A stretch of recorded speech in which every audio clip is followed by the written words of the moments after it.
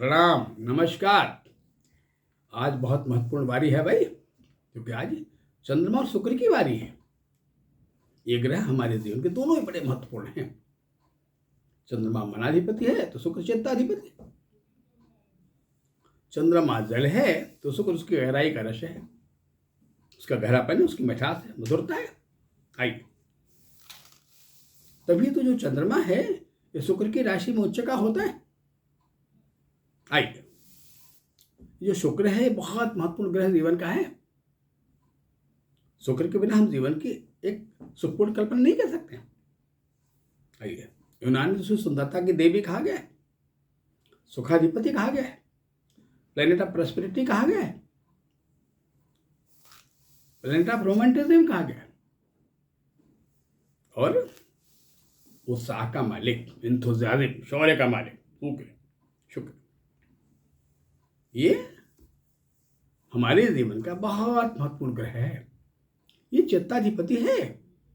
चित्त मन की अत्यंत गहराई है। लिखा ना, या अनुरागी चित्त की गति समझे नहीं को, या अनुरागी चित्त की गति समझे नहीं को, जो जो बूढ़े सामने तो गहरो है। चित्त की गति समझ में नहीं आती है।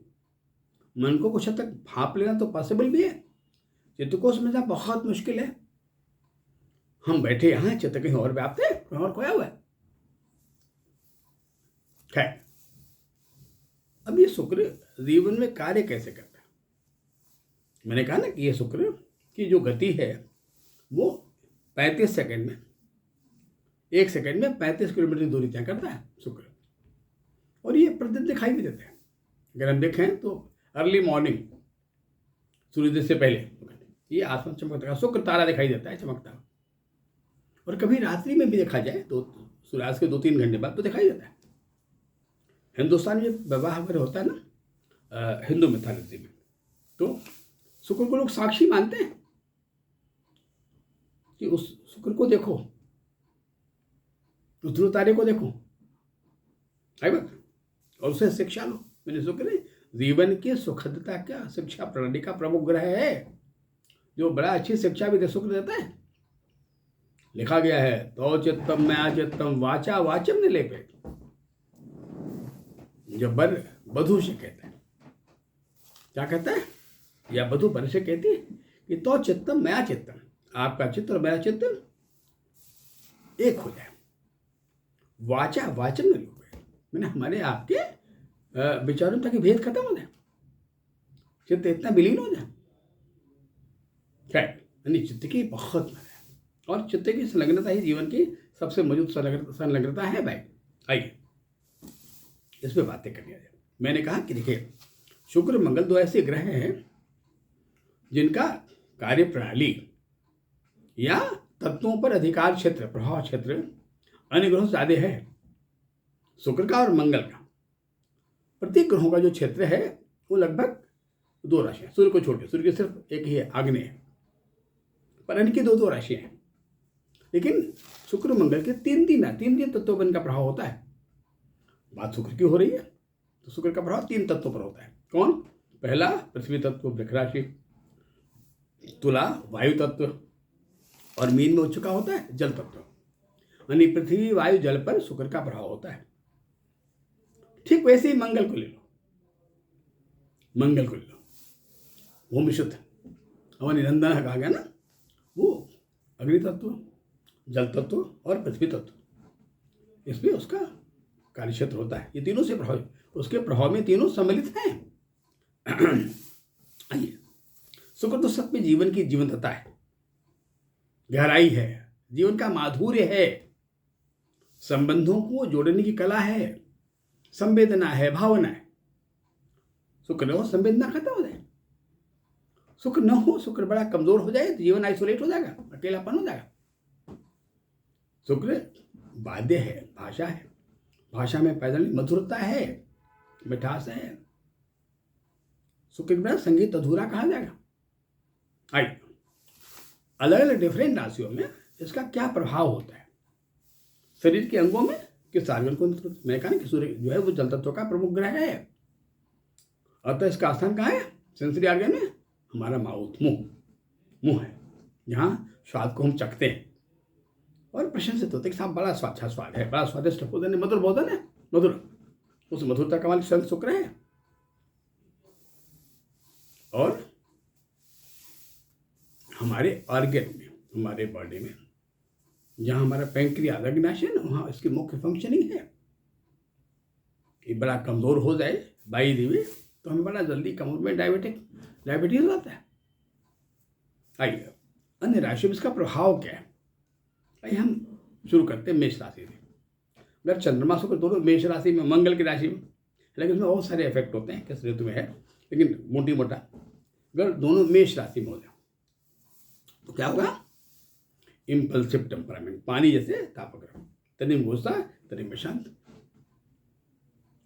थोड़ी निरस्था, बड़ा गंभीर, अंतर्मुखी, अपनी बात न बताने वाला, अपने शब्दों को ऐसा व्यक्त करने वाला कि जिसका प्रभावहीन हो, बड़ा रफ टफ रहने वाला है, बात बहुत प्रभावशाली हो जाए तो थोड़ा पानी से दूर रहने वाला है, बात और सबकी भीड़ से अकेले रहने वाला, या इसको हाइपर एक्टिव शब्द जैसे शब्दों का प्रयोग कर सकते हैं। आइए अगर मान लीजिए यही दो ग्रह वृषभ राशि में, क्या कहा जाएगा भाई, हाँ बहुत इंपॉर्टेंट है, दोनों राशि से जुड़ी हुई है, दोनों ग्रह जुड़े हुए हैं। अरे भाई शुक्र तो वृक्ष का मालिक है और चंद्रमा वृक्ष में उच्च का होता है, यानी वृक्ष दोनों को बड़ा प्रिय है। क्यों प्रिय है भाई, ये जान लें। अरे भाई वृक्ष पृथ्वी तत्व है, जितने स्वाद हैं, जितने रस हैं, वो पृथ्वी से तो उत्पन्न हुए हैं। रसधारा वसुंधरी पृथ्वी रस को धारण करती है बात। और जल का निवास भी पृथ्वी के नीचे या पृथ्वी के साथ रहता है। बड़े कंपोनेंट दोनों एक दूसरे के हैं भाई। क्या अगर वृक्ष में दोनों हैं तो कैसा होगा, क्या बड़ा सम्मोहित वार्ता करने वाला, भोजन का बड़ा शौकीन, बड़ा स्वादिष्ट व्यंजन भोजन मिल गया तो खाने पर नियंत्रण नहीं, वार्ताकार, एक बार बोलना शुरू चुप होने का नाम नहीं लिया, पर विषयों के बड़ा गहराई में जाने वाला है बात। और उत्साहवर्धन करने वाला, अत्युत्साही कहा जाएगा, और दूसरे के उत्साह में भी इजाफा करने वाला। खैर अब अगर मिथुन की बात कर ले भाई, मिथुन बुध की राशि है। जैसा मैंने कहा कि जो मिथुन है वो बुध की राशि, और बुध क्या है, चंद्रमा का पुत्र है, रस का मालिक है, यानी पानी को रस मिल गया, और दोनों जल तत्व के प्रधान ग्रह हैं, यानी इनका सौंदर्य और बढ़ गया। कि मिथुन शुक्र में सौम्यता ला देता है, शुक्र में चंचलता बहुत, शुक्र कहीं कहीं थोड़ा उन्माद जेनेरिक आ गया, आई बात। शुक्र पुरुषों में अधिक, शुक्र पुरुषों का जो प्रधान ग्रह है ना, वो उनके शरीर जो बनने वाला वीर्य होता है ना, उसका प्रमुख संचालक है। अतः ये बहुत तीव्र हो जाए तो धैर्यहीन कर देता है, बुध सौम्य करता है, तो मिथुन में दोनों की सौम्यता बढ़ जाती है और वाणी में मिठास बढ़ जाता है, वाणी बहुत आकर्षक, इंप्रेस करने वाली वाणी भाई। चलिए अगर कर्क में हो तो क्या कहा जाए भाई, हाँ कर्क स्वयं चंद्रमा की अपनी राशि है, शुक्र भी वहां बैठ गया तो बहुत कारुण्य भाई, तनिक तनिक बातों में आंसू आ जाने वाला, बहुत ज्यादा अटैचमेंट, बहुत ज्यादा मोहग्रस्त, बच्चे स्कूल से नहीं आए बड़ी घबराहट पैदा हुई, अनिष्ट का भय आने लगा। बल्कि इन दोनों के इकट्ठा हो जाने से थोड़ा सा जो मनोविकार, टेंडेंसी ऑफ साइकोसोमेटिक टेंडेंसी, मनोविकार बढ़ जाता है, कोई अतिरेक हो गया, बड़ा मदद करने वाला, बड़ा सहयोगी। किसी को देखा कोई अपने वस्त्र से बड़ा परेशान है, कपड़े नहीं हैं, ठंड लग रही है, उतार अपना कपड़ा दे दिया। महात्मा गांधी ले लिए कर्क राशि। खैर तो बड़ा कारुण्य में, बड़ा दयावान है, लेकिन बड़ा परेशान रहने वाला, थोड़ा हठी, जिद्दी भी कहा जाता है, और अपने को पीड़ा पहुंचाने वाला, आत्म पीड़ा कहा जाता है। अगर ये कॉम्बिनेशन सिंह में हो तो क्या कहा जाएगा, सूर्य की राशि है, सिंह है, हाँ बड़ा इंपॉर्टेंट है भाई। कहा व्यग्रचित्त वाला, और कभी गुस्सा करने वाला है, कभी बड़ा शांत हो जाने वाला, पढ़ाई लिखाई में बड़ा तेज, गुणग्राही, ज्ञानग्राही कहा गया है, और बड़ा अच्छा नाम कमाने वाला, लेकिन अविवेकशील भी कहा गया। किसी विषय को लेकर बड़ा अतिग्राही होता है ना, या बड़ा उत्सुक होता है, या थोड़ा जुनूनी शब्द आप उपयोग कर सकते हैं, एक्साइटमेंट भी कर सकते हैं। पर अगर यही समीकरण मान लीजिए कन्या राशि को 6 नंबर में, फिर बुध की राशि आ गया। बुध की इन दोनों राशियों में, मिथुन और कन्या में, कन्या मोर वैल्यूएबल माना गया, क्योंकि यह ऋतुओं में सौम्य है, शरद ऋतु का है, 6 में। पर 6 में चंद्रमा को कहीं कहीं कमजोर कहा गया। आई बात समझ? हालांकि उसका पुत्र है, बस ज्योतिष में पिता पुत्रों के स्वाभाविक विपरीतता है, हालांकि कंपोनेंट तो है, पर विपरीत कहा गया ना। आइए, और शुक्र को कन्या में थोड़ा कमजोर कहते हैं, लोग कहते हैं शुक्र नीच का हो गया कन्या में। अब यहां भी आ गया अंतर्मुखी, पर कला में बड़ा निपुण, कला का बड़ा जानने वाला, और बड़ा अच्छा एक्टर हो जाए, एक्ट्रेस हो जाए, संगीतकार हो जाए, वादन कला में बड़ा निपुण हो जाए, है बात, या पर्सनालिटी इंप्रेशन, व्यक्तित्व का आकर्षण बढ़ जाए, बड़ा कम लेकिन शब्दों के चैन साथ बोलने वाला, बाड़ी में गंभीरी, है बात। चलिए आगे बढ़ते हैं। यही समीकरण अगर मान लीजिए तुला में पाया जाए, हाँ, बड़ी इंपॉर्टेंट राशि ज्योतिष की अभी तुला, लिब्रा, बैलेंस, संतुलन, या प्लैनेट ऑफ जस्टिस, जिसे राशि आप जस्टिस भी कहते हैं, न्याय की देवी भी तुला को कहते हैं। आइए, अरे हाँ, ये शुक्र की अपनी राशि है, तुला भी अपनी मित्र राशि में आ गए, बहुत अच्छा, बड़ा संवेदनशील, भावगम्यता, लेकिन बहुत ज्यादा संवेदनशील होता है, अति संवेदनशील होता है। कभी कभी संवेदनशीलता के बढ़ जाने से भी मनोरोग बढ़ जाते हैं, कभी बहुत बैलेंस हो जाना और कभी बड़ा डिसबैलेंस हो जाना, कभी बड़ा कारुण्यमय हो जाना, कभी इतना तेज गुस्सा कर लेना, असंतुलित गुस्सा हो जाना कि लगता है कि मैंने इम्पल्सिव हाइपरटेंसिव, लगता है खौलता हुआ पानी, बॉइल्ड वाटर, सही बात। और मनोरोग से पीड़ित, ये कॉम्बिनेशन हमारे पैरों में भी तकलीफ बढ़ा देते हैं, पैरों में, हमारे मांसों में दर्द, सोमेटिक पेन वगैरह बढ़ा देता है। पर दोस्तों के मामले में बड़ा न्यायप्रिय होता है, तो अच्छा पंचायत करने वाला होता है भाई, हाँ, सबको खुश करने में, सबको लेकर चलने में स्वयं को परेशान कर लेता है। आइए, पर यही समीकरण अगर 8 नंबर में वृश्चिक राशि में, तो भाई फिर मंगल की राशि आ गई, पर वो आग्नेय राशि थी, ये कौन सी राशि है? ये जल प्रधान है, वृश्चिक, स्थिर जल है।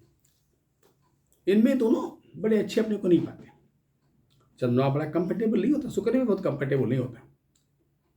ऐसे क्या कहते हैं, कहा आत्मशत्रु हो, अपनी वाणी से स्वयं को दुखी करने वाला, बिना सोचे अपनी बात कह देने वाला, है बात, चुप हो जाने वाला, कभी बड़ा मूडी टाइप, कभी बड़ा आलसी, कभी बड़ा एक्टिव हो जाने वाला, बड़ा लिमिटेड, बड़ा कम मतरता वाला, कहीं जोड़ने के पहले मन में बड़ा हेजिटेशन पैदा होना, अविश्वासग्रस्त, जल्दी किसी पर विश्वास ना होना, अर्थ संग्रह करने वाला, पैसे को बड़ा इकट्ठा करने वाला, पैसे को बड़ा गिनने वाला, गिनने में कोई गलती ना हो, रफ रहने वाला, पैसा खर्च करने वाला नहीं, पर इकट्ठा करने की मारी। पर यही सिमकट, यही कॉम्बिनेशन अगर मैंने धनु में आ जाए, 9 नंबर में क्या कहा भाई, हाँ, बहुत इंपॉर्टेंट विषय है 9, धनु, सिग्निफिकेंट उसका एरो होता है, धनु होता है ना, मैंने अपने लक्ष्य पर बड़ा दृढ़, केंद्रित, बड़ा मोहब्बत करने वाला, प्रेम करने वाला, थोड़ा प्रेम में बड़ा दीवानापन भी कहा जाता है बात, और बड़ा केंद्रित होना, चेंजेबल नहीं कहा जाएगा। अगर यह मेल में है तो मेल को बड़ा पॉजिटिव कहा जाएगा, और फीमेल तो पॉजिटिव होती मैं, हाँ, पर इसके आ जाने से डर रहता है कि कहीं जो हमारी त्वचा है वो सेंसिटिव त्वचा है, उसमें कोई बेकार ना आ जाए, या ऐसा कुछ डिजीज ना हो जाए जो जिसमें रेशो हो, जैसे फंगल इन्फेक्शन है बात, ऐसा डर रहता है। दूसरे कम बोलने वाला लेकिन वैल्यूएबल बोलने वाला, थोड़ा इनको भी श्रोता कम कहते हैं, वक्ता ज़्यादा कहते हैं, पर अगर यही समीकरण मान लिया मकर राशि में 10 नंबर का गया, हाँ ये 10 बड़ा इंपॉर्टेंट राशि है भाई। वह राशि है जिसका नियंत्रण हमारे दशों इंद्रियों पर होता है। मकर कैप्रिकॉर्न, मालिक इसका शनि है, राशि पृथ्वी तत्व की, बड़ा इंपॉर्टेंट है। अगर दोनों इस राशि में पाए जाए, आदमी का कार्य क्षेत्र विस्तार क्षेत्र बड़ा लंबा होता है। पारिवारिक वातावरण में बहुत सेटिस्फाई नहीं कहा जाएगा, न सेटिस्फाई रहने वाला न संतुष्टि देने वाला, और बड़ा देर में सोने वाला है बात, या रात्रि में काम करने वाला, बड़ा गुणग्राही, गुणों को ग्रहण कर लेने वाला। कभी अच्छी कोई बात सुनने को मिल गई तुरंत नोट कर लिया। ज्ञान की गहराई में डूब जाने वाला, बच्चा क्रिएटिव, अच्छा लेखन हो सकता है, पुस्तक लेखन है बात, या कोई अच्छा सा कुछ क्रिएटिव काम कर देगा। ऐसे लोग बड़े अच्छे शिल्पकार भी होते हैं। भवन अगर मकान भवन आदि का निर्माण करना तो बड़े परफेक्ट होते हैं, बड़े अच्छे ढंग से कर लेते हैं, है बात। और इनका जो संबंधों का क्षेत्र बड़ा विस्तृत होता है, जैसे मैंने उसको अपना लिया या लोग इनको अपना लिए। आइए, कुंभ राशि, वायुजा कुंभ, एक्वेरियस, बहुत इंपॉर्टेंट। चंद्रमा भी कुंभ में हो, शुक्र भी कुंभ में हो, क्या पूछना भाई, बहुत बढ़िया। और उसका ब्रेन मानो ज्ञान का खजाना है, ऐसा वार्ताकार, ऐसा निपुण वार्ता में जिसको बात है उसको अपना ही लिया, बड़ी भीड़ इकट्ठा कर लिया। लोगों में बड़ा कन्फ्यूजन हो गया, किसने कहा अरे भाई ये तो मुझको बड़ा प्यार करते हैं, कहा नहीं यार गलत है, ये मुझको बहुत प्यार करते हैं। तो इसका जो विस्तार होता है, जो ब्रॉडनेस होती है ना, बहुत विस्तृत होता है। अतः ये एक सामूहिक परिवार निर्माण कर लेता है, बहुत से घरों में पूज्य होता है, बहुत यात्रा करने वाला, बहुत धन कमाने वाला और बहुत खर्च करने वाला भी कहा जाता है। चलिए इसी क्रम में आगे बढ़ते हैं। मीन राशि 12वीं अंतिम राशि है, 12 नंबर, जल तत्व है, शुक्र की सबसे प्रिय राशि है और चंद्रमा को भी प्रिय है, मित्र उसके बृहस्पति राशि। तो तुम इस घर में अगर हो पाई दिए तो वो व्यय करने का बड़ा शौकीन, पर किस चीज का व्यय करने वाला भाई, व्यय तो भले पता है, हाँ सम्मान देने का व्यय, मन जीतने का व्यय, प्रेम करने का व्यय, ज्ञान बांटने का व्यय, इस व्यय में बड़ा निपुण होता है। अतः इसके भी अपने परिजनों की संख्या, चहेतों की संख्या, प्यार करने वालों की संख्या बहुत लंबी होती है। अगर प्रोफेसर है, अध्यापक है, टीचर है, तब तो ऐसा होता नहीं चलता कि उन्हें किसी ऐसे अबोध को भी पढ़ा दिया जो बड़ा ज्ञानवान हो गया। कोई स्त्री है, उसकी बाड़ी में बहुत आकर्षण है, बड़ा इंप्रेशन है, बड़ा खींच लेने वाली, उसे कहते हैं ना the perfection of the female, कि बड़ी स्त्री की निपुणता है भाई। हाँ, ये दोनों ग्रह जो बड़े संवेदनशील हैं, बड़ी गहराई, बहुत गंभीर है। आई बात समझे, चित्ताधिपति, इनके कुछ नेगेटिव पॉइंट्स होते हैं। इसके दोनों के समीकरणों से इंसान अति संवेदनशील होता है, और जहां अति संवेदनशीलता हो वहां एंजाइटी लेवल बढ़ जाता है। कोई बात रिएक्ट कर गया, कोई बात टच कर गया, छू गया, पिंच कर गया, वो दिमाग से निकलता नहीं। तो एक वायु का निर्माण होता है, उसे क्या कहते हैं, ऊर्ध्वमुख वायु, जो बड़ी तकलीफ होती है ना, जिसको अंग्रेजी में कहते हैं IBS फॉर्मेशन, इरिटेटेबल बाउल सिंड्रोम, उसमें एसिड सेल पाया जाता है। ये जो शुक्र है नाम का जो प्लेनेट है, ये 50, अगर इसके 50 किलोमीटर ऊंचाई और आगे जाके देखा जाए तो घने बादलों की परत है, और हाँ ये बादल जो बने वो सल्फ्यूरिक एसिड से बने हुए। अतः जहाँ ये बड़ा कंफर्टेबल है, बड़ा सुखद है, वहीं रिएक्शन में दुखी होने पर, रिएक्ट होने पर वही पेनफुल होता है। और ये IBS मनुष्य को बड़ा परेशान करता है, उसके चैन को, सुख को छीन लेता है, निर्भयता छीन लेता है, आदमी भयपूर्ण हो जाता है। फिर भय लगता है कि मुझे हार्ट अटैक ना हो जाए, लगता है सिर्फ कोई खराब बीमारी ना हो जाए, कोई ब्रेन हेमरेज ना हो जाए, खैर, ये था शुक्र का चंद्रमा के साथ संबंध। अगले एपिसोड में और बातें करेंगे। अगला एपिसोड होगा चंद्रमा शनि के साथ। अब इस वार्ता को ही हम समाप्त करते हैं। अगले एपिसोड में और बातें करेंगे। तब तक के लिए नमस्कार, प्रणाम।